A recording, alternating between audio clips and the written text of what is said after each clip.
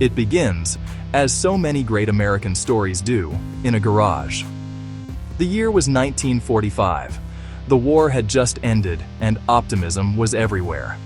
In Southern California, two friends saw an opportunity. Harold Matson, Elliot Handler. They weren't toy makers yet. They started with picture frames, practical, sensible. But Elliot Handler noticed the leftovers and saw potential. He turned scraps into dollhouse furniture, a frugal idea with big promise. The furniture sold so well that the future became clear. Matson sold his share to Handler, but the name stuck. Matt plus Elliot, Mattel.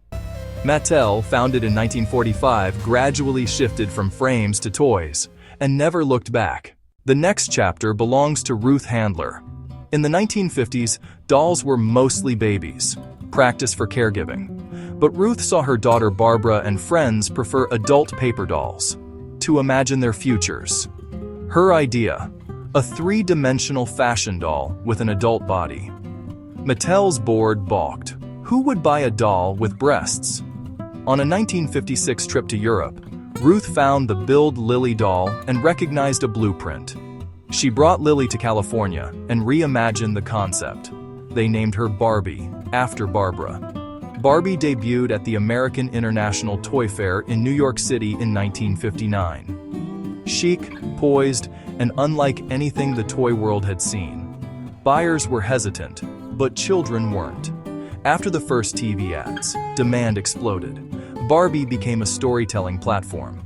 One insight redefined play, imagination over nurturing. While Barbie conquered the doll aisle, Elliot eyed toy cars. Solid, realistic, but slow.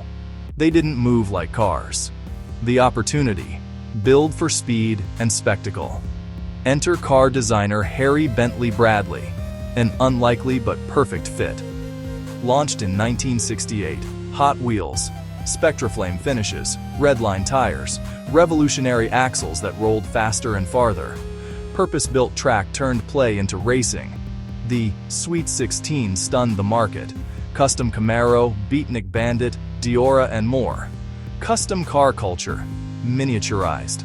Play became dynamic, competitive, kinetic. Hot Wheels evolved into a hobby and a cultural touchstone. By the 1980s, Mattel was a titan, but toys and TV were fusing. Success favored brands with stories on screen. Designer Roger Sweet bulked up a prototype, pitching Spaceman, Soldier, and Barbarian. The Barbarian 1, He-Man of Eternia, was born. Mattel commissioned a full mythos. Heroes, villains, magic, and technology. Mini-comics delivered lore straight into children's hands. In 1983, the cartoon premiered, daily after school, supercharging demand. Episodes mirrored products. Products mirrored episodes. Mattel wasn't just selling figures, it was selling chapters in an ongoing saga. This content commerce loop reshaped how toys were marketed and how children played. As the 1980s turned to the 1990s, Mattel's strength was concentrated in a few giants. Reliance on hits meant vulnerability. Founded in 1930, Fisher-Price led infant and preschool. Ingenuity, sturdy build, great value. Educational, durable, safe. In 1993, Mattel acquired Fisher-Price, reshaping the global toy industry. Now the portfolio spanned childhood, from the crib to the collector's shelf.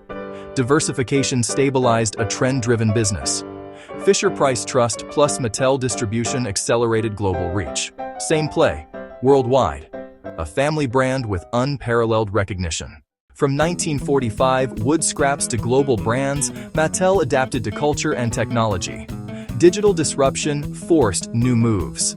Apps, online games, animated films, and streaming. Stories expanded across screens, and toys followed. Toy making became a blend of design, research, psychology, and pop culture savvy. These icons spark conversation and inspire careers.